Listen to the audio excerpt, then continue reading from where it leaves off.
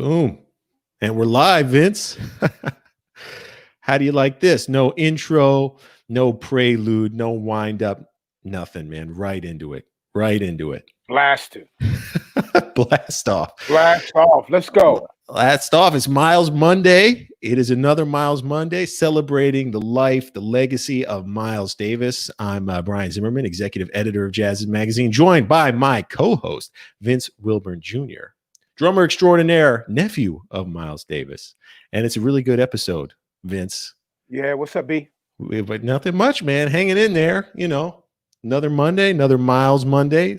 Hey, B, it seems like we always have things going on right before we come on. People don't know. You know, our audience doesn't know what. Hey, showbiz, man. You know, right, always right. something. right. Especially now, dealing with all this technology, putting on a show 3,000 miles apart. I'm in Miami. You're in LA, as is our guest, right? He's still in LA. Yeah. Yes, he is. He's kind of a Los Angeles icon. We're talking about the one, the only Cameron Graves. Amazing piano player, amazing keyboardist, founding member of the West Coast Get Down, which is kind of like, when it comes to jazz, this is the crew. This is the crew. West Coast Get Down, Kamasi Washington, Cameron Graves, Ryan Porter, all those cats out in LA making Bruno some Brothers. serious noise. Absolutely. Absolutely. You know, and you know what? One amazing thing, and I have to say this, they're just chill. You know what I mean? We had a little thing at Hal's, cats play with me, and they would never tell me, oh, let me turn Miles down a little. Okay, let's not turn Miles down. Let's just put him down a little. Put a little love in. Never turn Miles down. Never turn him down. I'm turning him down in the volume. Right. But these cats were working on all these different projects, but they were never bragging about it. You know, Kamasi was sending subs when he couldn't make the gig. Cam was out on the road, and he would send somebody. Between him and Brandon Coleman, they were the cats playing with us, but they were just always chill and humble, man. You know, and badass cats. You know, absolutely. I call them my nephews, man, or my little brothers, because I love them. Man. It's part of Miles Davis family, you know. Yeah. The Miles Davis family. Beautiful cats. Beautiful. We're gonna bring him on in a bit. We have some announcements first and foremost. First of all, if you're watching this and you know someone who would be down to chat with Cameron Graves to sit in on this conversation, click the share button and we'll make this a real jam. We'll make it a hang. Secondly, if you're watching and you have a question for Vince, for Cameron Graves, drop us a line in the comments section. We will get to it on air. We'll ask the question at the end of the show. Again, it's a friendly conversation. Feel free to say hello. Vince, we also got some birthdays to celebrate today. Man, let me see. It's a young bassist. I think he might hail from Cincinnati, maybe. I don't know where he was born, but his name is Bootsy William Collins, but affectionately known as Bootsy. Bringing the funk. Just dropped a new album too. Yeah. We got to get him on the show.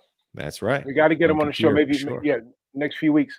And then in heaven, one of the rhythm masters of all times, Mr. John Jabbo Starks. Man. Amen. Our hero. Birthday.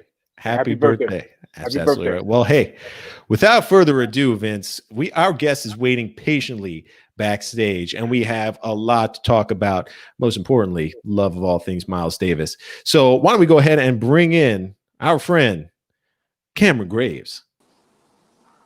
Hey, what's going on, Cameron? I'm good, man. I'm good. Good to see y'all. Thank you so much for being here, man. What's up, Vince? All right. Here we go. Yeah, appreciate it, man. We were talking a little bit beforehand. If you don't know Cameron Graves, you got to check this guy out. Most recent album came out in 2017, correct? Planetary Prince? Yeah, Planetary Prince. That's right. Planetary Prince featured a bunch of musicians from the West Coast Get Down. And just, you know, I want to talk a little bit about your background first and foremost, because when I first spun this record, it was like nothing I ever heard. You know, you talk about a fusion of sounds, man. It was like you had everything in the gumbo, you know, classical, even, you know, jazz, definitely Bootsy Collins-esque funk, man. Everything was there. So, you know, I'd love to hear, before we get into the formation of the West Coast Get Down stuff, of course, just like what your musical life was like growing up, you know? Well, Vince was definitely a part of that. I gotta say, man. Man, you know, I came up classical. I got a brother too. His name is Taylor Graves. Okay. And Taylor. he's pretty much the same as me, man. And you know, my father's a soul singer. He's like a soul singer producer from the 70s, man. He came down, he joined Skylark in the 70s, and he had his own record out called Baby Hang Up the Phone. His name was Wait. You mean the group Skylark? Yeah, the group Skylark, yeah. Your dad? Yeah, my dad was in the group Skylark, and he toured with them for a long time. You know, you see what I mean? Gerard, Carl Cam, hold on. You see what I mean, Brian?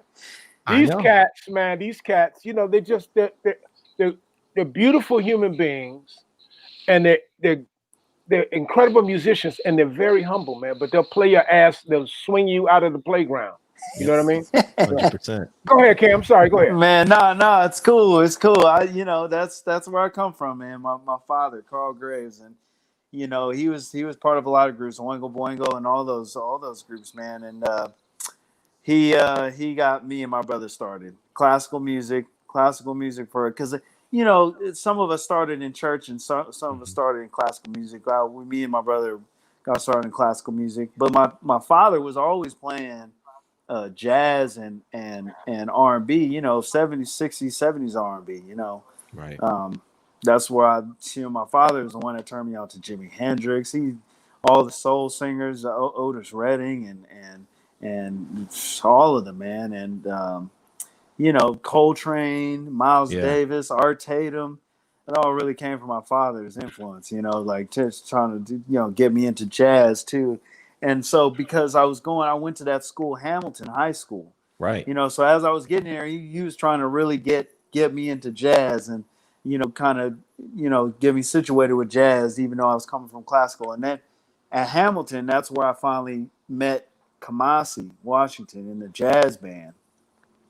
Wow. And from there, Kamasi was the one that said, hey, man, why don't you come over to this other jazz band at Locke High School with Reggie Andrews called the Multi-School Jazz Band.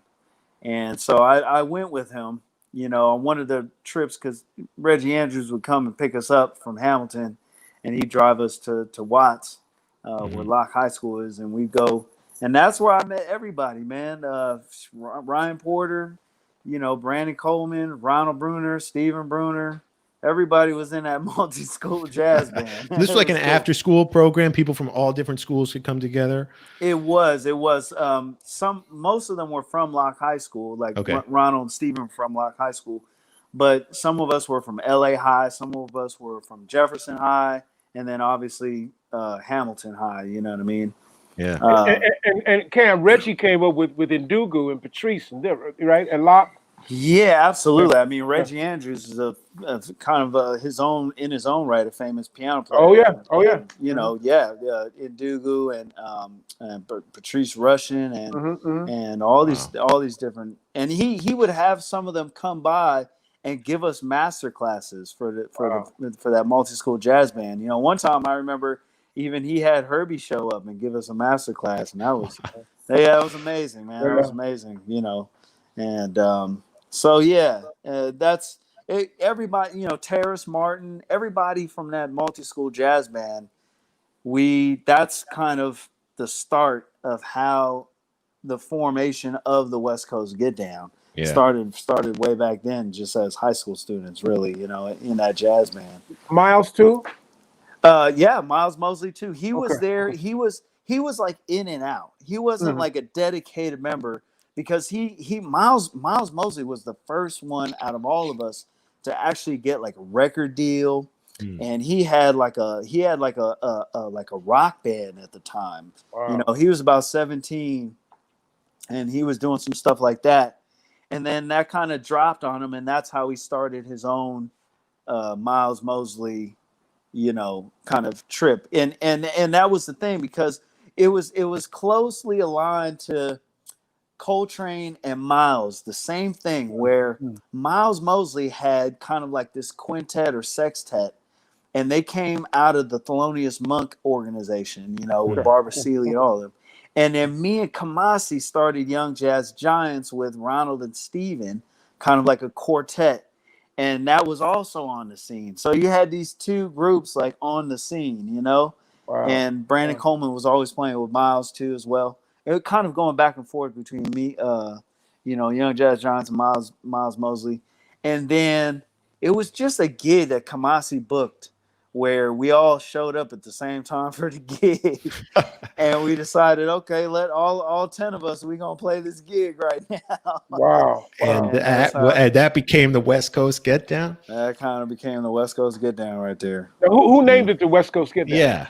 That's Miles Mosley. So Okay. Miles finds this. Miles, like, because we skipped around through clubs, the Doughboys Dozens. You know, we even had Fifth Street Dicks. We had the World Stage, obviously the World Stage, like all the time. But then Miles found this club in Hollywood called the Piano Bar, and he was the one that was like, I want to, you know, make a residency Wednesday, Friday night. And so he kind of called us for the gig, just a random gig, kind of like Hal's, Vince. Same thing where you just got called for the gig. Right. And then it just eventually we started because Miles, we were all we didn't want to play standards. We wanted to play our original music. We would write music and bring it to the bandstand. And which was cool because that was what we were doing when you all played with me was standards, but Brian, they would take the shit out. Right, Cam? No, I say that in a loving way. And it was it was like, what? You know, well, that is absolutely my question, man, because when I was in a band in high school, when I get my friends together, it was just we, you know, want to jam standards and songbook stuff and, you know, swing a little bit. That's what we want to do. Where did this impulse come from? Because the stuff you guys were doing was like unlike anything anyone else was doing. I mean, you were really kind of pioneering over there, you know? Yeah. Where did that drive come from? I mean, you know, it a lot of it comes from the audience. Like you're there at the club and then, you know, you're bringing in these tunes, you're writing your own tunes, you're bringing in these tunes and the tunes that the audience really loves. They go, you know, they started really getting into it. They would cheer, they would shout for it, you know? Yeah. Though that kind of guided like, oh man, these might be the badass tunes that we might have to put together either as a conglomeration record, you know, or our own separate records, you know, like, you know, it just kind of came together just naturally, man, naturally. And the funny thing is too, is that House, because we would be doing House at the same time, man, Vince. And it was crazy. Go ahead, tell them, Cam. Tell them. And that's actually where I met like Edwin Livingston on bass, killing bass player, Rosteen Calhoun on sax, and that's when I really started getting a chance to play with this other sax player named Zane Musa, who would come in, and Zane was just a monster player, you know. And then once I met Zane there, I told him, hey, man, you should come check out Piano Bar. And then that's when Zane started coming down to Piano Bar. And Zane is funny. He would just show up in the middle of a tune and pull out his horn and blow and then pack up and leave, man. And he'd play long solos, but like he would take it out. You know, the thing about those cats, man, about you guys, you weren't afraid, you know, to take the music out. Yeah. And sometimes people at house, they didn't know. They were like so intrigued by what the hell was going on. You know, it was like the cellar door. You know, me with the young cats, man, just experimenting. Seriously. And then you all took it over to your spot with the original. And you know, like musicians, Brian, you know, we write music, go in and record it, and then tour, right, or support it. You guys were writing the music. And putting it in front of the audience. Yeah, you know, right there. Bringing the tunes to the people. Trial by fire. Yeah. Trial by fire, exactly. Which is really killing. And Zane and when Kamasi couldn't make a hit, then he would send Zane.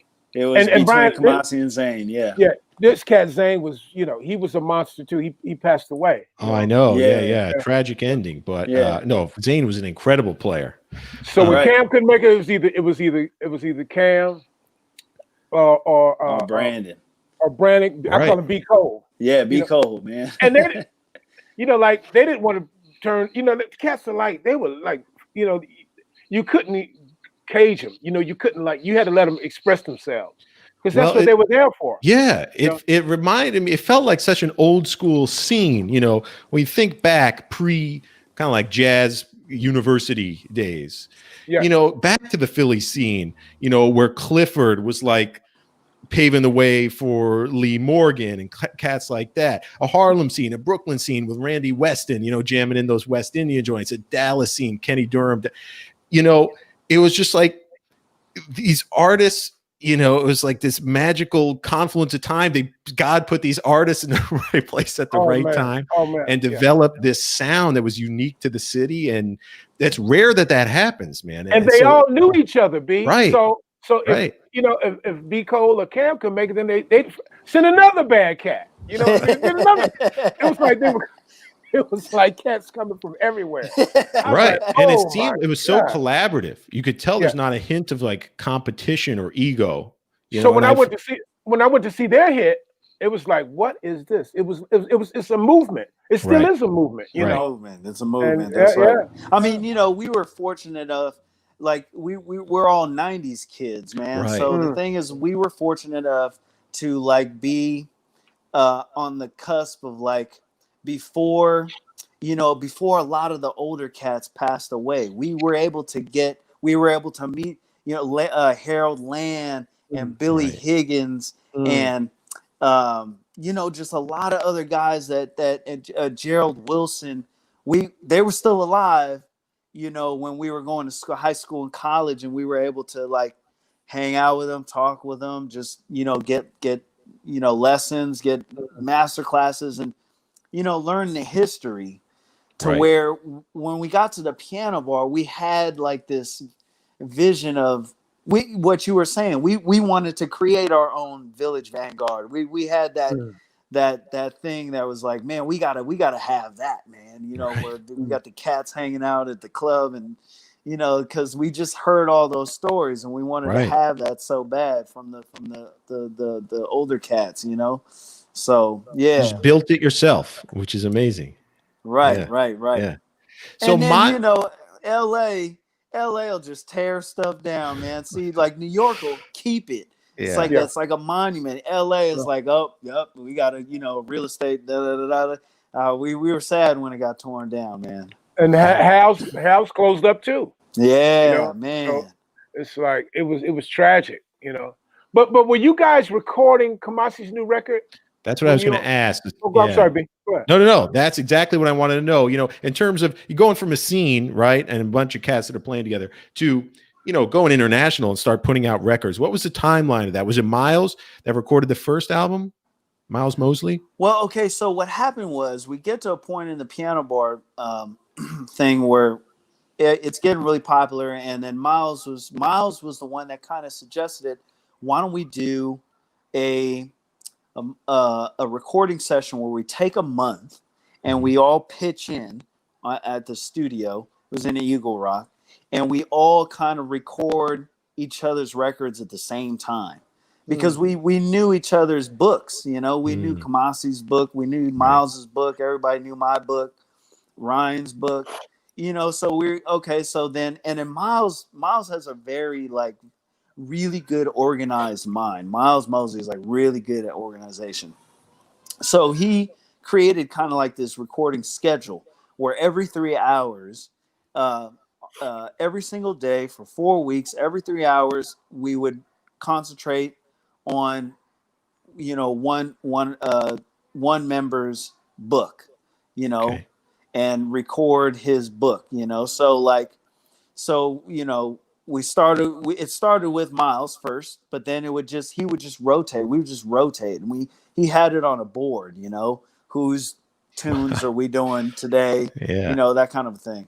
And about a month, you know, we took the whole December. It was like December of, I can't remember, 20 must have been like 2013 or 2012. And we just like recorded everybody got their first records recorded. Planetary Prince, the Epic. Wow, that was back in 2012, 2013. Yeah, that's like Motown or modern day Blue Note. You know, cats come in with their music. Yeah.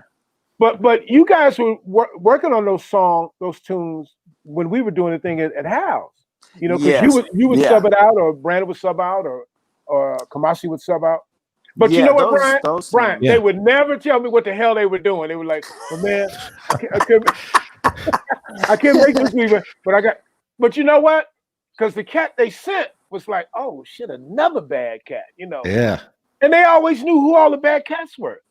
I say, Cam, who can we get? Because you're gonna be working and Brandon's out. But man, call this dude. And there was another bad cat. It's like I was like amazed, you know. You remember Vince? You remember Austin Peralta? Yeah, man. Young Austin. Kid. Yeah, Austin, man. yeah. Another one. Another bad. Austin, man. Too soon. I know. Man, he was so mean too, you know. Yeah. These cats didn't even want to take breaks, you know, like breaks. Really. And how the owner used to tell us like to turn down something. Cats would get mad at me, like, hell no, man, let's play, let's blow, you know. And I'd have to tell Hal to leave us alone, you know. I mean, it's his club, of course, you know. I'd say, Hal, come on, man. That's funny. That's so true. Remember? And one time, Brandon Coleman got mad at me. He was ready to book. He was ready to leave, you know, because he didn't want to. You know, the cats wanted to play. We all wanted to play, you know. But man, it was great times. So you guys were working on all this music at that time. Yeah, working on all that. We were in the studio, man, recording everybody's record. You know?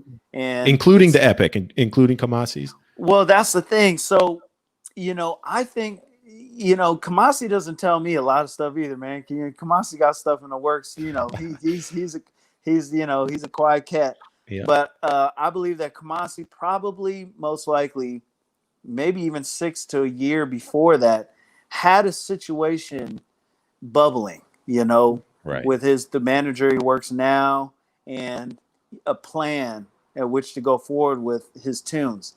And then the recording session just happened to be a great avenue for him to just get the record done, you know, because his record, once his record was done, it was almost like a year after that, you know, vinyl pressing, packaging, and release. You know, he had it together, you know, and he called all of us. He was like, "Hey man, I got my stuff. I got the tour going. Let's just do this." And it was so funny too, because right at the time he got the tour going, I jumped on Stanley's tour. Like I just had gotten Stanley's tour. Oh man. And so it was a big choice for me, man. And I really wanted to take Stanley's. I had to do Stanley's gig, you know. Stanley Clark? Yeah, Stanley Clark. And so, you know, Kamasi was like, "Hey man, drop all your gigs, man. Let's just do this. Let's just do this West Coast Get Down. Let's get out here where I got this." And I was like, "Man, I just got the Stanley gig. It's gonna be my first time. And it'll be really great to get Stanley's gig on my resume, man. Like I did that in life. You know what I mean?" Yeah, man. It was like the Wayne Shorter story with Art Blakey and Miles Davis called him. "Wayne, I want you to come over, man." But he had to respect Art Blakey's, right? He had to respect Wayne's commitment to Art Blakey. Yeah, man. You know, and I learned, and let me tell you, man, I learned so much on the Stanley Clark gigs, man. Just you know, Vince. I saw you on the Ronnie Scotts. Yeah, man, Ronnie Scotts. Yeah. And, didn't you work with Harvey too, right? No, I never got a chance. That was Kamasi's gig. Yeah, Harvey was Kamasi's gig. I never got a chance to play with Harvey. Yeah, no. Wow. But I met a lot of them though, you know, with Stanley. They would always come to Stanley's gigs, hang out in the green room, you know. So And so as these albums started rolling up, because again, you recorded them, you had them in the can, and you were releasing them over time.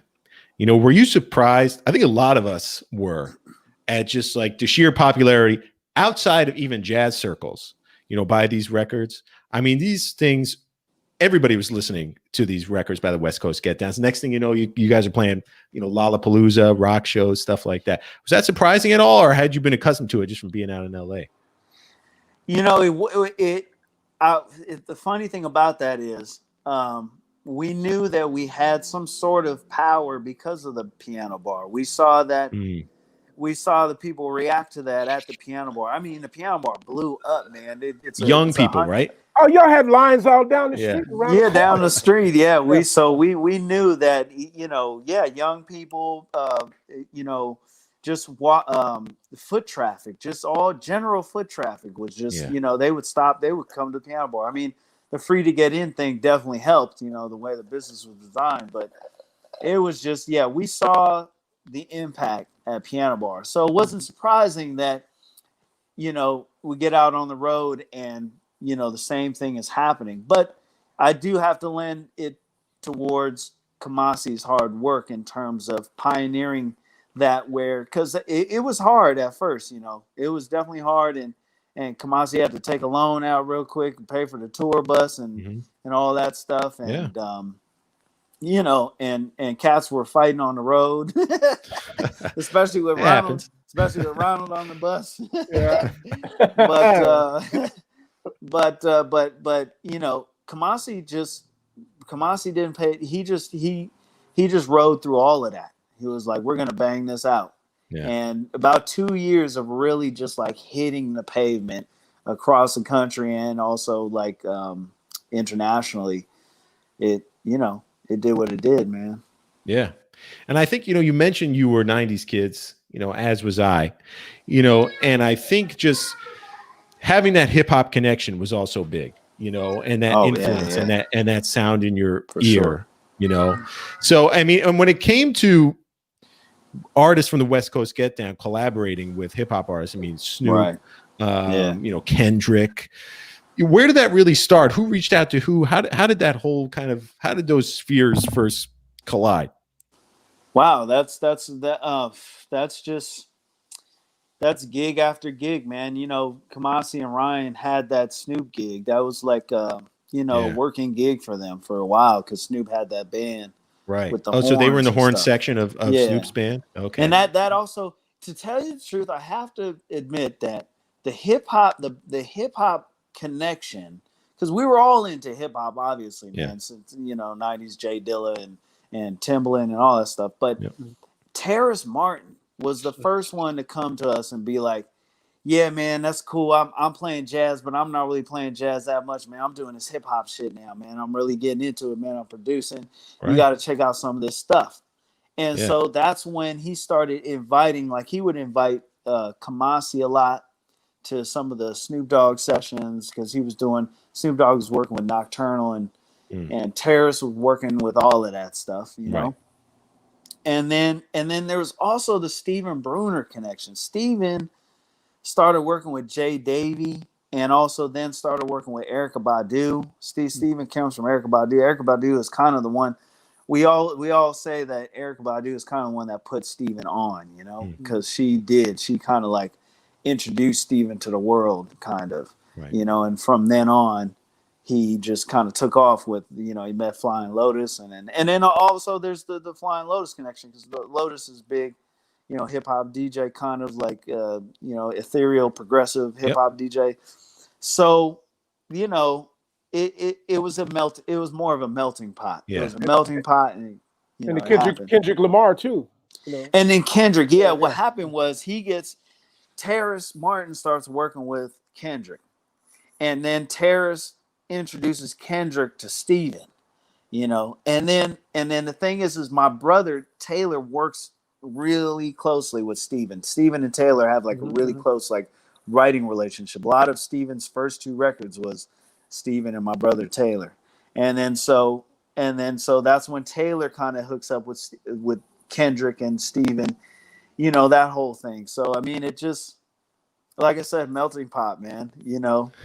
And you just go where the gigs are, man. You get the gig and you're like, okay, let me check this out. You know what I mean? And I gotta stress, in LA, it's huge. It's LA, but word of mouth gets around quick.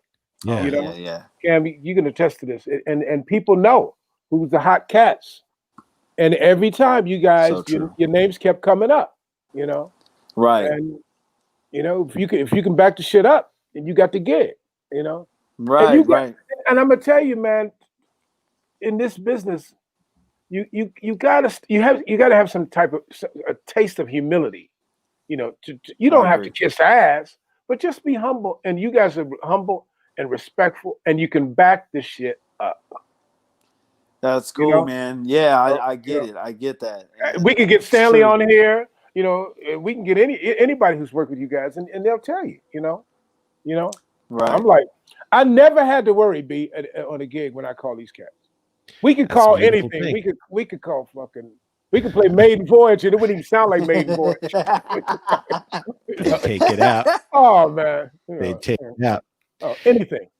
Hey man, cool. I would love to talk some Miles, you know, and just kind of how he factored into your life coming up, you know, because you mentioned, you talk to any jazz musician, asking them when they first started listening to Miles, like when you first start breathing, it's just like Miles is always there. Oh, but you know, I'm curious as to kind of your influences regarding Miles, and maybe piano players that played with Miles, like which keyboard did Miles lead you to that really kind of resonated with you? Oh man, I mean, okay, so that's a big study, man, for all of us, man, because you took away different teachings from both bands. There was the Miles Davis Quintet, and then there was the John Coltrane Quartet. And so, like, especially with Miles Quintet, first of all, a lot of drummers get their stuff from Tony. When you get this the two different teachings. There's the Tony, and then there's the Elvin Jones, the heavy Elvin Jones, and then there's the light, choppy Tony Williams. You know what I mean? Right. Yeah. And then there's also same with the piano players. Like Herbie is probably the biggest influence ever in piano history. You know, piano keyboards. Yeah. And especially when Herbie got into his own records, like Headhunters and Manchild, and all that stuff, man. I mean, that just was like, that took it way far. And the cool thing about Miles Davis is Miles was the cat that got known for bringing on young musicians. Like he was always looking for the young fire, man. Right. Like, where's he? And he was the first one to break away. Miles was the first one to really break away from standards. Like, because back in the day, you'd have standards too, right? Yeah. And then Miles was like, you know, after a while, Miles was like, nah, man, we're not going to play those standards, man. We're going to play this, and we're going to bring these new tunes to the bandstand, and we're going to play this and that. And yeah, Miles was the pioneer of that kind of mentality in jazz. Yeah. Like, bring the newness, bring these young cats. I want this young fire on the bandstand. You know, it's got to sound different. It's got to sound new. It's got to sound different. You see how it played out in your career, man. Right. Did you, you know, coming from such a strong classical background, what was it like to make the leap in? Because you do a lot of electronics now. You know, you do a lot of Hammond. Yeah. Was that, you know, was that kind of a fun challenge for you to kind of pick up on this stuff? And there's so much tech involved in this that people don't understand. Going back to the old days with like the Moog stuff, and you're literally patching chords around. But even today, programming these sound pads, you know, was that kind of an odd leap for you? Did you dig the challenge? Well, I got into, that's the funny thing, man, is by about 14, 15, also another push from my dad, man. He got me into like production, you know, working with Digital Performer, working with Logic. And then from there, the hip hop influence, making these tracks. And there was a lot of rappers at school too. So we'd invite the rappers over to the studio, and we'd make tracks, and we'd do that. And then we also grew up doing that too as well, you know? So it was kind of like doing both, playing instruments, studying an instrument, but also studying production and recording and that kind of stuff, you know? So it wasn't too far of a stretch to work with keyboards and stuff, you know, because once you get into that, you get into keyboards early on, man. You know, I've, you know, going to NAMM show since I was like 17, 18, and just being at NAMM, the whole world of NAMM show, you know, you just get immersed in all that stuff. It's crazy. Absolutely, man. Every piece of musical technology under the sun is there. Yeah, exactly. So you just, you know, it plays that. I mean, we were all like that. We all came up like that. Me, Steven, Brandon, Ronald. Kamasi was actually more jazz oriented when he was coming up. He even though he's into hip hop, I mean, he's from Inglewood, but like with his studies was definitely a lot more instrument oriented and I could see that. Jazz oriented. Yeah, exactly. Yeah.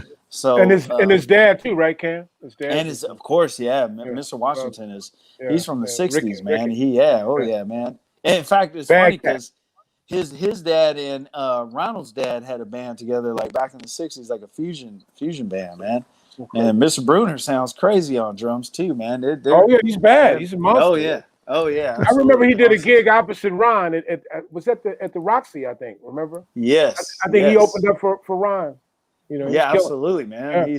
It's really cool to see that, man. Actually, I played with Mr. Bruner a couple times on the. He has this new group called Strange Jazz Universe, and it's really cool stuff, man. Really cool stuff. He's a bad cat too. Yeah, absolutely. So your dad, he didn't lock you into anything. I mean, you were open to all types of metal, hip hop, rock, whatever you wanted to get into, right? Well, the funny thing about that is, again, an influence from Because my your brother's not locked into anything either. You both. No, we both do. We both do definitely rock and metal too as well, and that came from I don't know if you guys remember a band called Living Color. I'm sure you do. Living Color. Yeah. Oh yeah. Yeah, man. So we were big, like I was, we were young guys, man, like 10 years old, man, but we were so into like Living Color, Eddie Van Halen and Living Color, man. And that started us on the road to rock and metal because, like, Living Color was crazy, man. Vernon, tell him, yeah, yes, dude. I never knew that. Vernon was my hero, man. Wow. Yeah, he's crazy. So yeah, I mean, and then the funny thing is late '90s. That's when that whole new metal scene came in, and we got reintroduced to it. I left rock and metal for a while, and I just concentrated on classical and jazz and hip hop, not up until about 98, 99, when like these bands started coming around, these crazy bands. And I was like, whoa, what is this? I forgot about this power right here. And so we, and a lot, I was the one that really kind of got into it a lot. Ronald used to bag on me all the time. Well, why you listening to that crap, man? But I got into it, man. So you were digging the new metal, huh? I love new metal, man. So wait, who are the groups? Because you read through some of your stuff, and it's like you talk about influences, and like Meshuggah is up there. I don't know if you would consider like Meshuggah new metal, but so who were your new metal groups, man? No, that's it. Yeah, okay. Korn, Slipknot, okay, yeah, and man. Meshuggah, are the three biggest one, and then Soulfly from Brazil, man. Those guys are cool, badass. Man. So like those were the four biggest influence, and I would have to say Meshuggah is my biggest influence. Because I would look for stuff where that had high musicianship, right? But in the metal realms, you know what I mean? So right, and Meshuggah was kind of like that for me. You know? That's what I was going to say, because a lot of people may look at metal and jazz, and if you look like jazz and hip hop, you say, okay, I see where some of the themes kind of line up with the idea of improvisation, or like a cipher, people freestyling, stuff like that. How would you say they line up for metal and jazz? Are there similarities you see, in how they operate, how the bands operate? I have to bring up Meshuggah again when we bring up that conversation, because Meshuggah is the band that actually linked the two together exactly how it should be, where they use the higher forms of rhythm, higher forms of time signature, higher forms of melodic writing. A lot of Frederick Thorndahl stuff in Meshuggah, he gets that from Alan Holdsworth. Alan Holdsworth is exactly. And a lot of their rhythmic stuff that they do, they get from Frank Zappa. If you go listen to a lot of Frank Zappa stuff, all that 7 and 9 stuff, Frank Zappa is crazy for going in between time signatures like that, man, and playing those lines. And Meshuggah, got a lot of their stuff from that stuff. So that's where they take from jazz. They take all that stuff, and they do it. Not a lot of new metal bands do that, but that's just because not a lot of new metal band the musicians aren't that high of a level of musicianship. But Meshuggah, you can tell that they were like these badass musicians that were like, okay, and I mean, they're from Sweden, so it was only natural for them to be like, okay, let's start a metal band. There's big out there. So. It's funny you said it, Cam. I was reading an article with Tony Williams, and he said, like, right after he left Miles, he was hearing electric, Electric and John McLaughlin, and then he went on. Of course, he went on to form Lifetime with Alan. Yes, Lifetime. That's like That's like jazz metal too, a little bit. Oh yeah, literally that. Yeah. He had a Beatles poster on his wall when he was working with Miles. Now the Beatles aren't heavy metal, but it's just like his article was like, his interview was like, I had to move on. I didn't want to look for another Miles, although he went on to play with Wallace, but it's like at that time he was hearing Electric, and he was he said he was really heavy into Jimi Hendrix. Totally, man. He said Jimmy used to blow his mind, Lifetime is exactly that record. That's like the beginning of jazz rock, because then Tony started playing a lot with, like, Stanley tells me a lot of stories. Like, him and Tony used to play a lot, and Stanley's really into that jazz rock stuff too. Oh yeah, man. And they used to get him and Tony used to get together all the time and play like some fusion rock jazz stuff. Stanley played with the New Barbarians with Keith Richards. Absolutely, absolutely, man. But dig this, man. Robert Trujillo, he's a badass bass player. Truly, yeah, man. But he produced the Jocko documentary. That's right. Right. Huge Jocko fan. And Lars, his dad was, I heard he was a jazz impresario.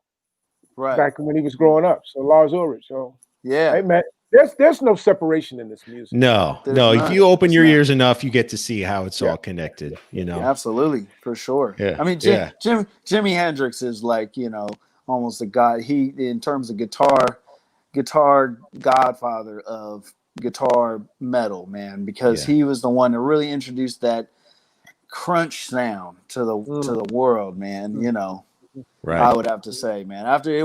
Before Jimi Hendrix, I mean, you had Chuck Berry, and you had a lot of guys that were doing like rock and roll, but it was more like rockabilly rock and roll. It was more like blues influence, where Jimmy plugged into that Marshall 800. Man, Uncle Miles loved Jimmy. Yeah, he loved the Band of Gypsies. He loved Buddy Miles. He loved the Billy Cox. Buddy Miles. Any of Jimmy's bands, man. Were right. Crazy. But everybody's influenced by someone. Like Sly was influenced by that, and Jimmy and Sly and their whole. And totally. I hear you with the metal and the heavy metal, but it's all relative. It's all like a relationship. It's just where you want your ears to go. Where you want your heart. You know what I mean? It's exactly that. I listen to all. If you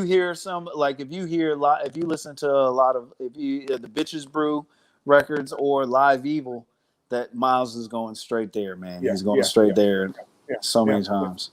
Yeah. So it's definitely connected. Did those themes, from metal kind of, because that Planetary Prince, your album that came out in 2017, it has a metal vibe, man. Just from like the look of the cover, you've got the tunes that what are the symbols? Lucifer Rebellion, End of Corporatism.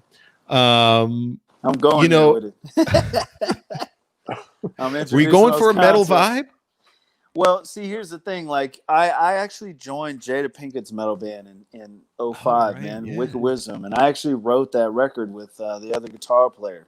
And so, for at least 10 years, I was on the metal scene. I actually switched over and started playing guitar and the whole thing, man. Yeah, we toured Ozfest. Wow. We did Seven Dust. We did all that stuff, man. All those tours, man. So that was another unique experience for me, man, to be a part of that world, the touring world. And that was actually a lot of my first, touring experiences came from that too as well. And so that stuck with me. I have a lot of influence. I also have the Indian influences as well, man. I studied tabla for like 4 years. I got so into tabla. I would practice tabla for like 6-7 hours a day, man, just because I wanted to be like, Abhiman, my teacher, Abhiman Kaushal, badass tabla player, Zakir Hussain. So I got into that so heavy. Would you learn I don't know if they're called rudiments on tabla, where you verbalize the they call them compositions and like bowls, all the different bowls, like the different forms of the composition. Yeah. Yes. I Yeah, that's funny you said it, man. 'Cause I love that sound. You know, It's a beautiful I was fortunate enough to play with Badal Roy. You know, who played on the corner. Whoa, that's killing. And then Debashish, yeah, and Debashish is in our band now. He's like he comes out of that Badal Roy, and man, it's like it's incredible. You play tabla? Do you play tabla, Vince? No. I respect it too much. You know, but but not It's Cam. I mean, killing, it's a beautiful instrument, and I want to take time to study. You'd have to really study. Yeah, 6 hours a day. Yeah. But you know, that's man. Between tabla and really diving in, like I'm talking about diving into that world, man. I got so dedicated for a second there, man. I was like, shoot. And then what's the brother that plays with Stanley with you guys? Yeah, that's my boy, Salar Nadir, man. This cat, he's badass. Yeah, man. He's killing, man. Now I played with him with the Miles from India. Oh, really? I saw you guys in London. Remember I saw you guys in London at Ronnie Scott? And we hugged each other and said, yeah, man. Yeah. He's bad. So that's killing. You got him in the group. Well, he was there when I went to rehearsal in San Francisco, and he was already there. Cool. You know, but we hugged in London because he'd worked with us and he's working with Stanley and you guys. You know, but he's a bad cat. He's a bad. I would love to hear you and Solar go. Ooh, that would be killing, man. we can get you in there if first Toronto 2021. So, yes, sir. Heard it here first. Heard it here first. Yeah, I can hear that too because there's one commonality between really all music, but the music that we just mentioned was like Indian classical music, Carnatic music, even like that heavy groove metal, jazz, hip hop. Is this idea of locking in, musically, and then just letting it go wherever it wants to go. Exploring, opening it up. No preconceptions, anything like that. And I feel like one of the real kind of thrills of your album was getting that feeling with each track, locking in and then, okay, I'm just going to let this thing go wherever it wants to take me. Yeah. There's two different types of forms of music. There's the improvisational music and compositional music, Yeah. And I've had this conversation with Stanley so many times, man, about the impact of both. And how they both have their pros and cons, Improvisational music lets you let go, lets everybody express the empty space of music. But then that's the pro. But then the con of improvisational music is sometimes it can float.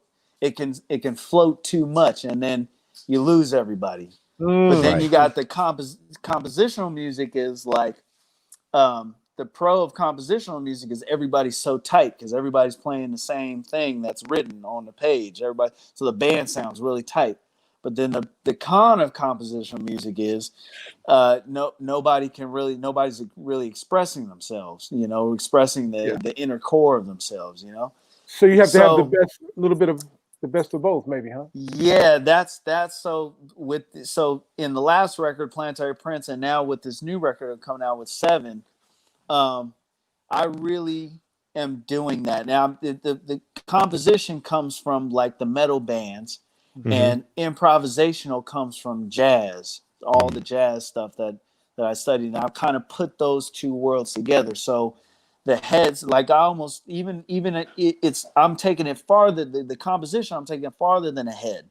It's like the band's playing like a whole tune, and then you get to the solo section. And then it becomes pure improvisational after that. You can go as far as you want. And then by the end of the tune, you come back to the composition. And it's just like, it's just like a machine gun at the end of the tune, you know what I mean? Right. So, yeah, man, it's really cool to explore with those two different worlds. Yeah. Okay. So what the name of the album is, when is it and when's it coming out? So the name of the album is called 7. And that's coming out February 19th. The whole record will be, and then the single is dropping November 13th. The first single from the record 7 is dropping November 13th. It's entitled Red. Yeah. No, it's 2020. November 13th, 2020. That's going on in 2 weeks. Yeah, okay. Yeah, absolutely. Oh, okay. Well, beautiful, man. So who's on the record? So I went and got. So now I got these younger guys. You know, this comes full circle, man. It comes full circle. Younger guys, bro. Yeah, man. So Colin Cook on guitar. He's an absolute shredder. He's from DC. I got Max Garrell on bass. He's from Dallas, and I got obviously Mike Mitchell from Dallas. Mike Mitchell is he's the young destroyer on drums right now. So, and it's just like a quartet, man. We're going in. It's kind of like it's similar to the Return to Forever kind of quartet: guitar, piano, bass, drums, and then we just take it. We're taking it there, man. We're bringing it to the streets. Beautiful, man. Beautiful. We look forward to that. And then you play also in the Miles Electric Band, yes? When I can get them. Yeah, of course. But I hope to get you in, but you'll be out. I get you when I can. But of course, he played with us at House, Brian. But we didn't play. Like, I'd call a standard, but it would never end. Like you said, machine guns at the end, and that was it was so fun to call a standard because you didn't know where the hell it was going to go. I remember we played one night, Cam, and this actor was there, and I can't mention his name, but when I got home about 2 a.m, he wrote me this long letter about how he dare us desecrate these standards like this. I was like, man, fuck. Whoa. Man. He got mad, huh? He's a famous actor. I'm not going to call him out. Yeah. But I was like, what? Wow. Yeah, man, like, this is sacrilegious in the way you guys changed the songs. I'm like, and he couldn't even wait till the next day. He called me and emailed me. By the time I got home, I read his email. I'm like, I'm going to sleep. Wow. That's crazy. Well, that's the thing. Like, and that's, as you know, Vince, I get that teaching from Miles. Miles was big on. Man, he didn't care. He'll cuss you out. I would have a review. I would have a great review of a night before. I mean, the night after, right? He told me to tear it up. He said, no, I don't, good or bad, I don't want to. Good or bad, just don't want to know. Rip it up. No. That's Miles Davis right there, man. He was strict with that shit, man. And Chume referred to him as crickets instead of critics. He called them crickets. Right. Crickets. Because people want to they're in fact, in some places like in Germany and stuff, they're really bad with trying to box in and label it something. It's got to be labeled. It's got to be boxed in. And so many times I had to tell like little interviewers and stuff out there, like, it's not like that, man. It's just you got to let go of that. It made me feel even better than that he didn't get it. You know what I mean? Right. I couldn't wait till next week so we could put some shit on the next audience. You know what I mean? That just gave me some fuel. Like, okay, cool. Absolutely, man. And you came up in the 90s, Cameron. Were you old enough to have seen Miles live? Would you have seen him live or no? No, I missed him. I mean, I probably could have seen him if I was like young, like 8 or 9, but I missed him by then. Like, by the time I got, like, I woke up in the world of jazz, I was about 15, and that was actually almost like 10, or it must have been about 10, maybe even a little less after he had passed away. So yeah. Okay. Yeah. So I didn't get. But you've heard the stories. Yeah, I've heard the stories, man, and I got a chance to see a lot of some of the other older cats, like especially I got a chance to hang out with Herbie quite a few times along the way, and Herbie, he's got all the stories, man. So it was killing. Yeah. Stanley had some cool stories. Stanley and Lenny and Chick Stanley. And Chick has some stories. Yeah. Stanley told me some stuff. Stanley told me some stories about Art Blakey. That was crazy, man. Art Blakey, dude. Inspiring. It's really inspiring, man. Yeah, man. Real leader. Real leader. Wow. Well, hey, cameraman, this has been awesome. Thank you for stopping by and chatting with us. Yeah, man. This is excellent, dude. Yeah, thank you, Vince. Thanks, let's have oh man, come on.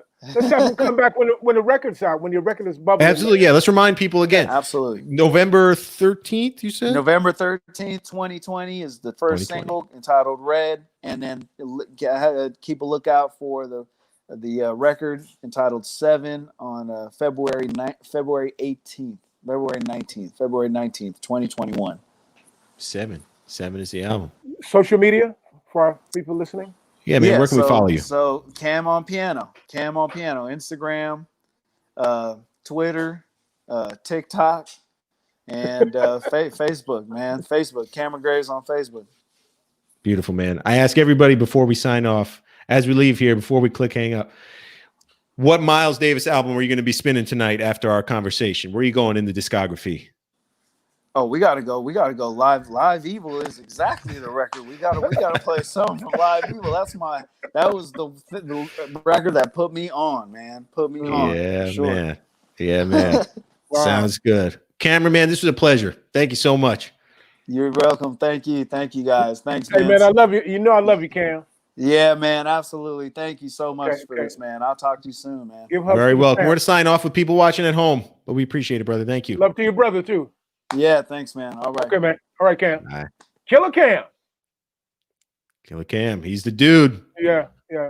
He's the dude. That was a good one. Thanks for hooking that up. Those cats are so humble, but they play their asses off. Man. They absolutely do, man. I want to talk to Miles and Thunder and Steven and get a little Ron Bruner Jr. 100%. I ran into Kamasi Washington at a festival once at the height of the epic. You know, the epic was out. Everybody was talking about it. It was the most humble dude. Yeah. Quiet, you know, just very, the nicest cat. Yeah. And they every single one of them to the man can play their asses off. Yeah, Ryan, very exciting. Let's get Ryan on too, man. Ryan Porter. Yeah. Yep. Yeah. This is beautiful. Very, very exciting what's going on out there on the West Coast. West Coast Get Down is something special in jazz, that's for sure. It is. Yeah. Yep. All right, Vince. Well, hey, man, remind everybody they can check out the swag at MilesDavis.com, the store. Jazzes.com is where you can get all kinds of great content, including our special Carlos Santana issue, which is out right now. It's a special issue featuring all Carlos Santana and Cindy Blackman Santana content. There's merch, right, B? There's merch, right? There is merch. Yeah, we got some Jazzes shirts, Jazzes mugs, whatever you need. How do we find it? Jazzes.com/store. Yeah, man. Yeah. That's what's up. Yeah. All right, Vince. Hey, man, another great Miles Monday. Appreciate it. Tonight. Oh, yeah. The Bears. Shameless plug. For the Chicago Bears. Against the Rams tonight. That's right. Okay. Big game. My Dolphins had a bye week, so I didn't have to deal with any tragedy this weekend. Who's up next, B? Who do we have in the following coming up? We're working on it, and we're taking suggestions too. So out there in Cyberland, if you want someone to appear on Miles Monday, let us know in the comments. But we've got quite a few people lined up. Up and coming, baby. That's right. Keeping it fresh. Hey, B. Vince, a pleasure, man. Peace out to you. Stay safe, stay healthy. And as you say, wash your hands. Wash your hands. And early voting, you can do some early voting. And vote. There you go. Yeah. I went Saturday. I went Saturday too. Cool. Did our civic duty. Great minds think alike. That's right. All right, Vince. Have a great night, man. Def Jeff. Thank you, Jeff. Behind the scenes, the man. Producer Jeff. Producer Jeff. Peace, y'all. Good night, everyone. Love.